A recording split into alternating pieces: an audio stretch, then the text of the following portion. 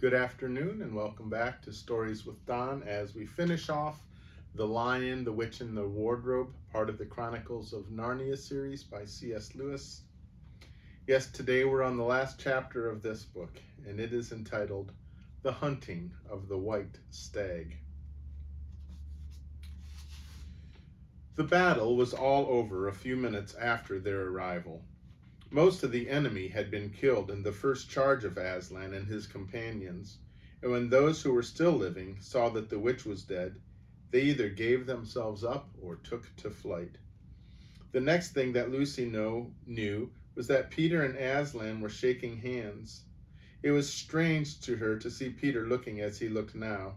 His face was so pale and stern, and he looked so much older. "It was all Edmund's doing, Aslan," Peter was saying. "We'd have been beaten if it hadn't been for him.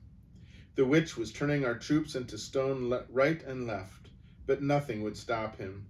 He fought his way through 3 ogres to where she was just turning one of your leopards into a statue. And when he reached her, he had the sense to bring his sword smashing down on her wand instead of trying to go for her directly and simply getting made a statue himself for his pains. That was the mistake all the rest were making. Once her wand was broken, we began to have some chance, and if we hadn't lost so many already. He was terribly wounded. We must go and see him." They found Edmund in charge of Mrs. Beaver a little way back from the fighting line. He was covered with blood, his mouth was open, and his face a nasty green color. "Quick, Lucy," said Aslan. And then, almost for the first time, Lucy remembered the precious cordial that had been given her for a Christmas present. Her hands trembled so much she could hardly undo the stopper, but she managed it in the end and poured a few drops into her brother's mouth. "There are other people wounded," said Aslan, while she was still looking eagerly into Edmund's pale face and wondering if the cordial would have any result. "Yes, I know," said Lucy crossly. "Wait a minute." "Daughter of Eve," said Aslan in a graver voice, "others also are at the point of death. Must more people die for Edmund?" "I'm sorry, Aslan," said Lucy, getting up and going with him.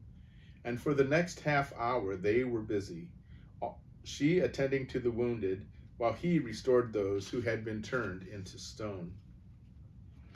When at last she was free to come back to Edmund, she found him standing on his feet and not only healed of his wounds, but looking better than she had seen him look, for ages.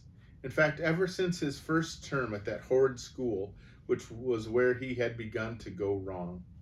He had become his real old self again, and could look you in the face. And there on the field of battle, Aslan made him a knight. "Does he know," whispered Lucy to Susan, "what Aslan did for him? Does he know what the arrangement with the witch really was?" "Hush. No, of course not," said Susan. "Oughtn't he to be told?" said Lucy. "Oh, surely not," said Susan.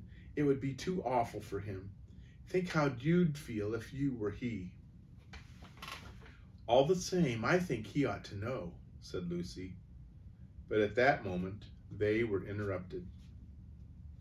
That night they slept where they were. How Aslan provided food for them all, I do not know. But somehow or other, they found themselves all sitting down on the grass to a fine high tea at about 8 o'clock. Next day they began marching eastward down the side of the great river, and the next day after that, at about tea time, they actually reached the mouth. The castle of Cair Paravel on its little hill towered up above them.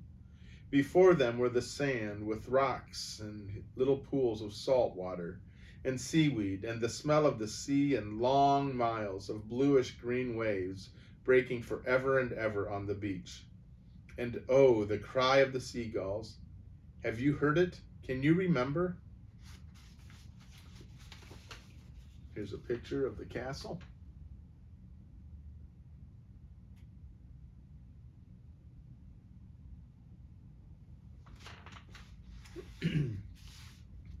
That evening, after tea, The 4 children all managed to get down to the beach again and get their shoes and stockings off and feel the sand between their toes.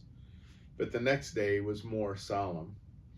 For then, in the great hall of Cair Paravel, that wonderful hall with the ivory roof, and the west wall hung with peacock's feathers, and the eastern door which looks toward the sea, in the presence of all their friends and to the sound of trumpets, Aslan solemnly crowned them, and led them to the 4 thrones amid deafening shouts of, "Long live King Peter! Long live Queen Susan! Long live King Edmund! Long live Queen Lucy!" Once a king or queen in Narnia, always a king or queen. Bear it well, sons of Adam. Bear it well, daughters of Eve, said Aslan. And through the eastern door, which was wide open, came the voices of the mermen and the mermaids swimming close to the shore and singing in honor of their new kings and queens. So the children sat on their thrones, and scepters were put into their hands, and they gave rewards and honors to all their friends, to Tumnus the fawn, and to the beavers, and giant Rumblebuffin, to the leopards, and the good centaurs, and the good dwarfs, and to the lion. And that night there was a great feast in Cair Paravel, and revelry and dancing, and gold flashed, and wine flowed, and answering to the music inside, but stranger and sweeter and more piercing, came the music of the sea people. But amid all these rejoicings, Aslan himself quietly slipped away. And when the kings and queens noticed that he wasn't there, they said nothing about it, for Mr. Beaver had warned them. "He'll be coming and going," he had said. "One day you'll see him, and another you won't. He doesn't like being tied down. And of course he has other countries to attend to. It's quite all right. He'll often drop in, only you mustn't press him. He's wild, you know, not like a tame lion." And now, as you see, this story is nearly, but not quite, at an end. These 2 kings and 2 queens governed Narnia well, and long and happy was their reign. At first, much of their time was spent in seeking out the remnants of the White Witch's army and destroying them. And indeed, for a long time, there would be news of evil things lurking in the wilder parts of the forest. A haunting there, and a killing here. A glimpse of a werewolf one month, and a rumor of a hag the next. But in the end, all that foul brood was stamped out. And they made good laws, and kept the peace, and saved good trees from being unnecessarily cut down, and liberated young dwarfs and young satyrs from being sent to school, and generally stopped busybodies and interferers, and encouraged ordinary people who wanted to live and let live. And they drove back the fierce giants, quite a different sort than giant Rumblebuffin, on the north of Narnia when those ventured across the frontier. And they entered into friendship and alliance with countries beyond the sea, and paid them visits of state and received visits of state from them. And they themselves grew and changed as the years passed over them. And Peter became a tall and deep-chested man and a great warrior, and he was called King Peter the Magnificent. And Susan grew into a tall and gracious woman with black hair that fell almost to her feet, and the kings of other countries beyond the sea began to send ambassadors asking for her hand in marriage, and she was called Susan the Gentle. Edmund was a graver and quieter man than Peter, and great in counsel and judgment. He was called King Edmund the Just. But as for Lucy, she was always gay and golden-haired, and all princes in those parts desired her to be their queen, and her own people called her Queen Lucy the Valiant. So they lived in great joy, and if ever they remembered their life in this world, it was only as one remembers a dream. And one year it fell out that Tumnus, who was a middle-aged fawn by now and beginning to be stout, came down river and brought them news that the white stag had once more appeared in his parts.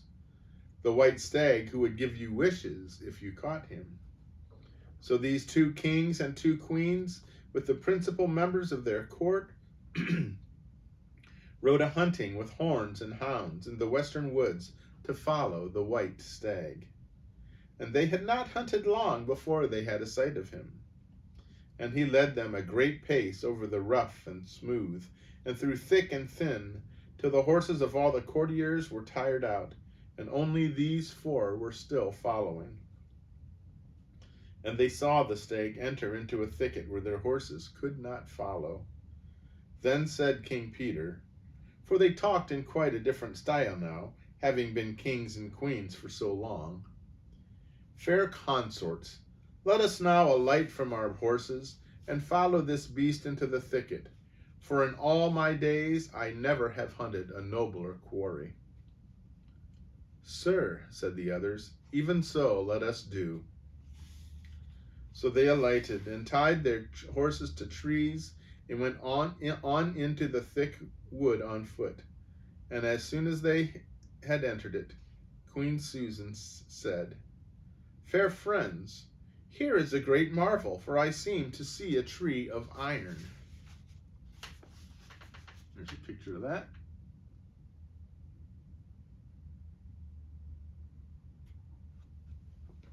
I wonder what that could be. Madam, said King Edmund, if you look well upon it, you shall see it is a pillar of iron with a lantern set on the top thereof. By the lion's mane, a strange device, said King Peter, to set a lantern here where the trees cluster so thick about it, and so high above it, that if it were lit, it should give light to no man. Sir, said Queen Lucy, by likelihood, when this post and lamp were set here, there were smaller places in this place. Excuse me. Or fewer, or none. For this is a young wood, and the iron post is old. And they stood looking upon it. Then said King Edmund, I know not how it is, but this lamp on the post worketh upon me strangely. It runs in my mind that I have seen the like before, as it were in a dream, or in the dream of a dream. Sir, answered they all, it is even so with us also. And more, said Queen Lucy, for it will not go out of my mind that if we pass this post and lantern, either we shall find strange adventures, or else some great change of our fortunes. Madam, said King Edmund, the like foreboding stirreth in my heart also. And in mine, fair brother, said King Peter. And in mine too, said Queen Susan. Wherefore, by my counsel, we shall lightly return to our horses and follow this stag no further. Madam, said King Peter, therein I pray thee to have me excused. For never since we 4 were kings and queens in Narnia have we set our hands to any high matter, as battles, quests, feats of arms, acts of justice, and the like, and then given over. But always we have taken in hand the same we have achieved. Sister, said Queen Lucy, my royal brother speaks rightly, and it seems to me we should be shamed if for any fearing or foreboding we turned back from following so noble a beast as now we have in chase. And so say I, said King Edmund, and I have such desire to find the signification of this thing that I would not by my good will turn back for the richest jewel in all Narnia and all the islands. Then, in the name of Aslan, said Queen Susan, if ye will all have it so, let us go on and take the adventure that shall fall to us. So these kings and queens entered the thicket, and before they had gone a score of paces, they all remembered that the thing they had seen was called a lamp post. And before they had gone 20 more, they noticed that they were making their way not through branches, but through coats. And the next moment they all came tumbling out of a wardrobe into an empty room, and they were no longer kings and queens in their hunting array, but just Peter, Susan, Edmund, and Lucy in their old clothes. It was the same day, and the same hour of the day on which they had all gone into the wardrobe to hide. Mrs. Macready and the visitors were still talking in the passage, but luckily they never came into the empty room, and so the children weren't caught. And that would have been the very end of the story if it hadn't been that they felt they really must explain to the professor why 4 of the coats of his wardrobe were missing. And the professor, who was a very remarkable man, didn't tell them not to be silly or not to tell lies, but believed the whole story. "No," he said, "I don't think it will be any good trying to go back through the wardrobe door to get the coats. You won't get into Narnia again by that route. Nor would the coats be much use by now if you did, eh? What's that? Yes, of course, you'll get back to Narnia again someday." And here's a picture of them tumbling out of the wardrobe.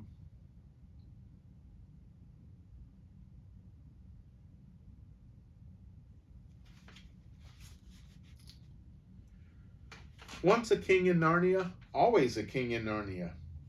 But don't go trying to use the same route twice. Indeed, don't try to get there at all. It'll happen when you're not looking for it. And don't talk too much about it, even among yourselves. And don't mention it to anyone else unless you find that they've had adventures of the same sort themselves. What's that? How will you know? Oh, you'll know, all right. Odd things, they say. Even their looks will let the secret out. Keep your eyes open. Bless me, what do they teach people at these schools? And that is the very end of the adventure of the wardrobe. But if the professor was right, it was only the beginning of the adventures in Narnia. And that's the end of The Lion, the Witch, and the Wardrobe. I hope you enjoyed it. Next, I believe, is the one that's entitled The Horse and His Boy. So we'll have to see what adventures lie in that one. In the meantime, I hope, if you're listening, that you are in a place where the snow is not too deep and you can get out. And if it is deep and you're staying in, well, I hope you enjoyed it. Come back again. In the meantime, stay well and may God bless you. Goodbye.